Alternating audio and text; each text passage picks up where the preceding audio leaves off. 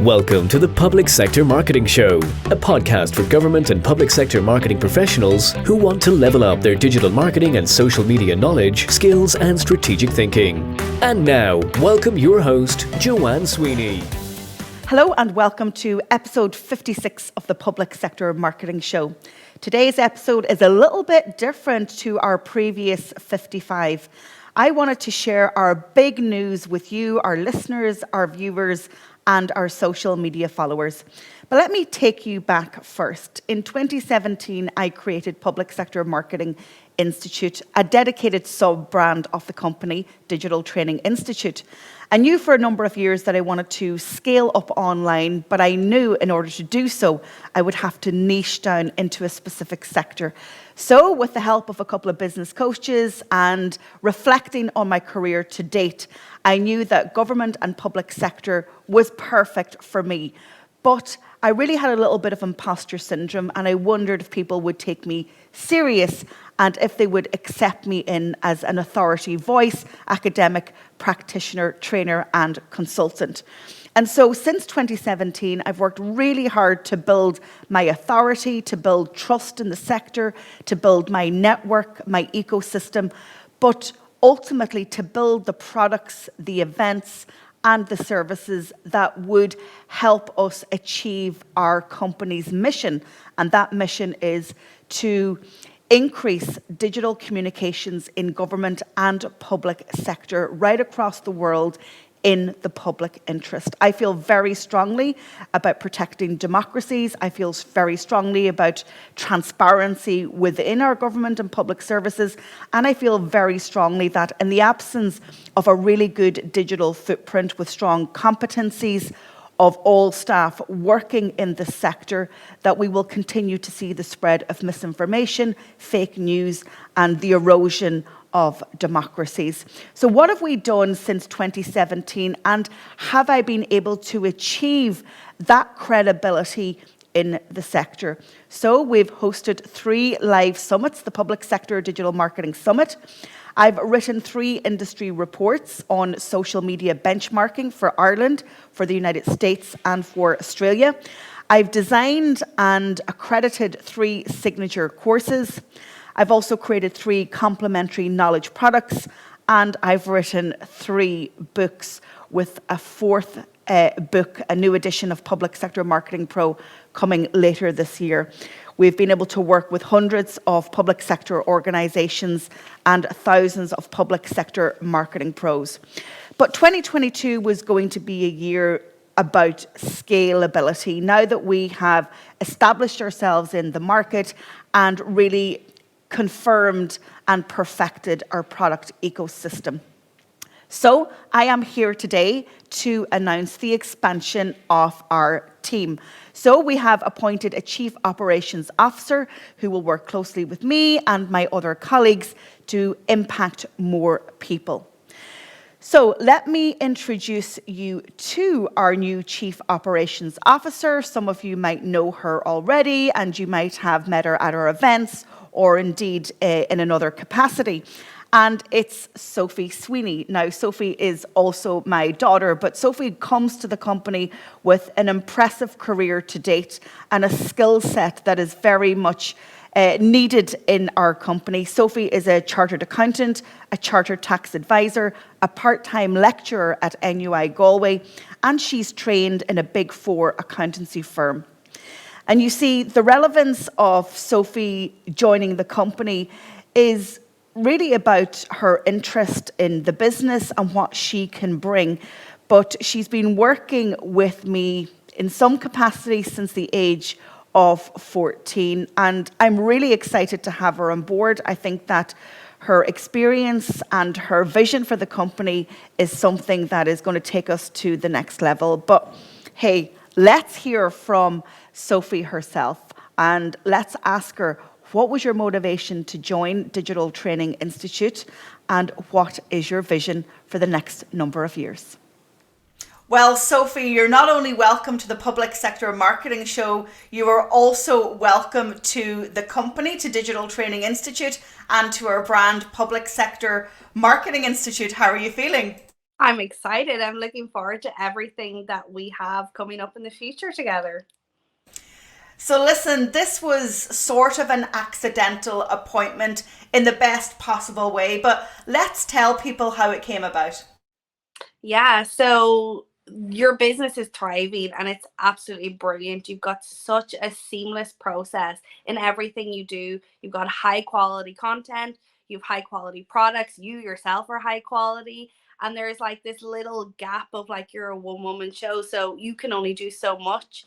And you need that extra push of someone to take on operations, sales, business development, seeking opportunity, talking to the client, seeing what else we're not doing that we can provide to them, and that in between was just missing. And through looking for external hires, we were looking third party, was not between the two of us. We were interviewing, as probably a lot of people saw on social media and LinkedIn, and great people out there, but the fit for our business, or well, your business and me coming into the business, um there was something missing. And people have skills, but there's that little extra bit that I think I can provide. In that I know the business so well. I've been working in it since I was 14. I'm familiar not only with digital marketing and social media, but I also have operations background. I have tax, I have accounts. So I think I have just that extra push more to offer than anyone else you could have hired. And then how it came about was after we were hiring, and obviously things just sometimes don't work out. We were in the car on the way to the airport, and you were sitting in the back, and what do we do? What do we do? And you asked me if I wanted a job. And something came over me that I said, absolutely, yeah, let's go for it. And you thought I was joking. And then our whole holiday was spent, breaking it down. How is this going to work? Will we actually do this? And you can spend your life doing ifs, whats, buts, maybes. And the time is now. And I had always spoken about joining the company and joining the family business. Um, and it was something that we thought would be in the distant future, not the near future. And you know what? Sometimes, life's too short. You just need to go for it. And I think we will be a team to be reckoned with. And I was honest with you and I said one of my concerns or considerations was not employing you and bringing you as part of our small team, but actually was there enough in this to challenge you, to allow you to grow your skill set? I mean, I have massive respect for you as a chartered accountant. I have watched you invest blood, sweat, and tears, and hundreds of hours and days and weeks and many, many years of study academically and then professionally. And, I saw where you wanted to go in your career. And my idea was, my question was, is this enough for you right now? Yeah, I think so. I also had the exact same concern, and that was one of the points that we thought maybe in the future I would join when there was maybe a little bit more substance. But where I thrive and what I really enjoy is pushing forward in operations and development. So if I was to come in whenever the business was like really established and you had this, passive income of like online training courses, then maybe there wouldn't have been anything for me to do. Maybe then would have been the time where I struggled and didn't find anything challenging. But right now, there's so much scope for me to just make it what I want, make it my own, the role. And I know what your end goal is, and that's where we'll work well together, because I know I can get you there, and I know we can work well. But it's not going to be easy, and it's going to be hard. But we're in it together, and it's going to be exciting. So I do think, yeah, it'll definitely challenge me enough, and I still get to do my times as well. And of course, our skill sets complement each other, because what you're going to be doing, is not what I want to be doing or where I should be focusing my time. All of my time is about, content strategy, developing courses, delivering the work for the clients, writing the books, being on stages, being behind the mic. And that's what I love doing. And I don't see myself moving away. So do you agree that what you can bring is something completely different and a skill set that I don't have and we don't have in the business? Yeah, absolutely. It was quite clear when, you have so many clients and you give so much attention to your clients and you want to grow and you're getting calls and you can't work with everyone. And that's great and you're the face of it, but you always need someone in the background. You always need someone who is thinking of everything, because you can't do everything yourself, and you are a master of so many things. You're so skilled and qualified, but there is that little bit of in the background operations that you shouldn't be doing. Any millionaire, billionaire, business owner, Elon Musk, he's got a whole team of people behind him, and that's where you need to be, and that's where we're going to bring you. Well, I was just going to ask you, what is your vision for the company? Where do you want to take it? An early retirement for you, anyway. Does that mean that you're in the position as Chief Operations Officer, that you're already after my CEO job? No. You can keep it for another few years. I think where the business is going to go is really in the online space, in the online training space. You're one person, we can't be just selling you all the time. But the great thing is all your products are written by you. It's your content. It's you who's delivering them online. So I think it's then communicating that to our clients and our customers and the people who are interested in working with you, and saying, if you take an online course, you're not losing Joanne. It's Joanne through and through, and you're still getting her, and you're still getting the same quality and caliber of information and knowledge. The only difference is it's less face to face, but there's always that little bit extra. You always throw in an hour consulting or a little strategy or have someone in the webinar. So it's bringing that all together, communicating that out to everyone, getting the online business really thriving and running itself, which it will, and then giving you opportunities to kind of move away maybe from, the day-to-day training sessions, and you have so much more to give, maybe doing more strategy for bigger organizations, going a bit global maybe in the future as well, which you already have gone global, but actually getting a global income stream as well would be quite interesting, I think, and the scope and potential is definitely there. And of course, the existing team members that we have, and I've been supported by Jamelia and Angela, and then we have our contractors in Sound to Light, and then we have Claire Jenks in the UK. But we are all focused on content. I mean, we are content specialists, and definitely that business edge and that business acumen has been missing. I mean, I did business for my Leaving Cert, and I got an A in honours, and I was a CEO in a Chamber of Commerce at 25 years of age, and I've run my own business for 14 years. But there's nothing like having a chartered accountant on your team day in, day out, and somebody who is so au fait with this business, the customer base, and the product. And so you're going to be involved in business development. So actually, our clients are going to be seeing and hearing a lot more from you, and I'm sure that they will be delighted, because I definitely think that you can tease out, as you said earlier, what their needs are. Absolutely, yeah, and it's so exciting. That's one thing that sometimes with working in an accounts and in practice is you're very stuck to the computer. You're very numbers based. You have limited interaction, and any interactions you do have with clients are always just information gathering, and then having a discussion at the end of preparation and your output, and that's it, and telling them this is what I've done and let's move on. Whereas what I now will be doing is so much more hands-on with the clients. I'm such a talker. I am literally the exact same as you. I could talk for days, and it's exciting to be able to spend my day filling my calendar, talking to clients, talking to customers, seeing what they want, and then bringing them through the journey. So yes, I'll be there at the start, but I'll also can bring them through their whole digital product use, whatever they need, so that'll be really exciting, to do a lot more face-to-face and customer focus, and hopefully they like me.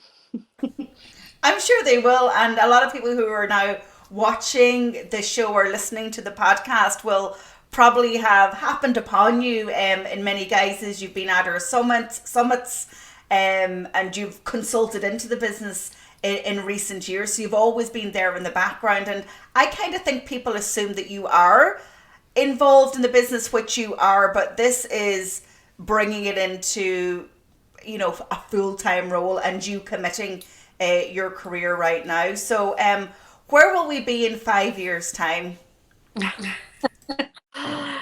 Gosh, I hope we have, at least doubled our revenue, as the accountant's answer. Um, I want to see a lot more clients. I want to see us getting into different industries in the public sector. There's so much scope there, and there's so many people who probably have never heard of us. And I want to, tell them we're here, we're listening, we know what you need, and we can help you.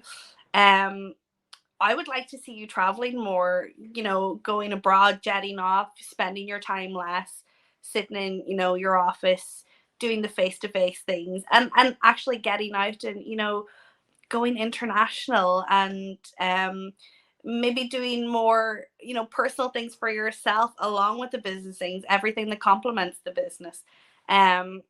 Yeah, so I think it'll be an interesting few years. Digital changes so fast. We could be having this conversation in 1 year's time and it could actually be completely different, and we could have just turned the business upside down. Who knows? But we will definitely see how digital changes, how the industry changes. COVID already, we've seen how that just flipped your business. You were, getting on the train, traveling every day. We never thought we'd be able to get, public sector on Zooms. And now look at them, where you're filling Zoom rooms and it's brilliant. So again, who knows what's going to happen? So I have a vision. I know how to get it there, but also we will just be going with the times and seeing where the wind takes us.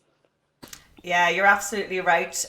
Who could have forecasted the previous 2 years? And to some extent, we really don't know what's going to happen in the immediate future.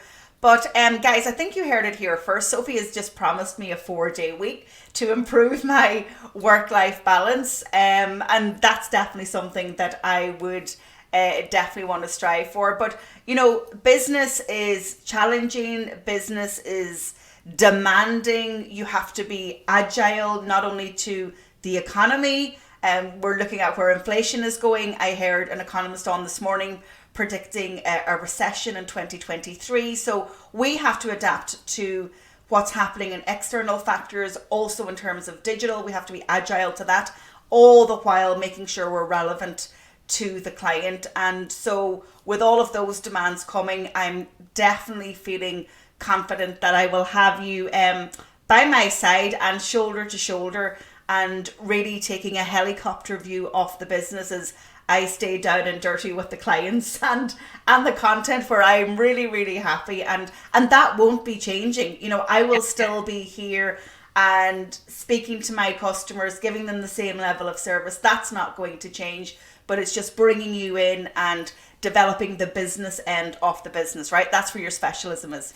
Yeah, and I love business. I've always loved business. Actually, since I started in secondary school and I chose my subjects and I did business, and I just thrived at it. Every day in my work in the accountancy industry, I deal with business owners.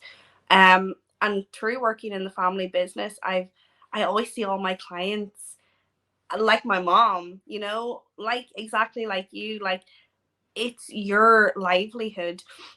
And I think sometimes that get missed with, professionals, and they just do the job and they move on and they don't think about the human being and the person putting their blood, sweat, and tears into it. And that's what I can bring. You're not just another client to me, it's your livelihood. I will bring the business. I will be honest and tell you what's not working. We could see some products going out the window because I'm like, this isn't working. And that's the honesty and what you need. You need someone there, talking to the clients and giving you the feedback, because everyone loves you. But what if people are too afraid to say, I actually didn't like that course, or I didn't like that, so they can come to me. I'll sort it out. Yeah, just that little bit of in between, a bird's eye view of the business, what you need, what the business need, what your client needs. Like, it's every single stakeholder that's important, and you always put the client first, and I'm here to put you first in your business. Gosh, Sophie, you'd get the job, only you already have the job. That was a great spiel. And of course, there's one other person that's kind of delighted that you're joining. Not kind of, he is very delighted, and that's our Bobby, right? Yeah. Absolutely, yeah. I'm already getting a to-do list because he thinks it falls in the remit of my job. So I'm fine with that. I'm happy if I get to take an hour off to go see my brother. I won't be complaining. Very different to working in a professional office. Well, listen, I'm thrilled to be able to share the news with all the loyal people who follow this show and the podcast and who work with me. And I would just invite all of you to send Sophie a little message, welcome her to the team, and give her some good buzz as she starts off on her journey. And Sophie, whatever happens, life is a journey. We know that. And, if things change, that's absolutely fine. We've had this conversation. You're only 26 years of age. You've got so much of your life and your career to look forward to. But for now, I'm absolutely thrilled that you're part of Digital Training Institute. So welcome to the team. And we must have a welcome party to welcome you, but maybe we'll get you to do a couple of weeks' work before we do that. Sounds good. All right, Sophie, for now, thanks very much. And thank you for allowing me to interview you on the Public Sector Marketing Show. Anytime. We have to take turns. I interviewed you at Christmas. You're interviewing me now.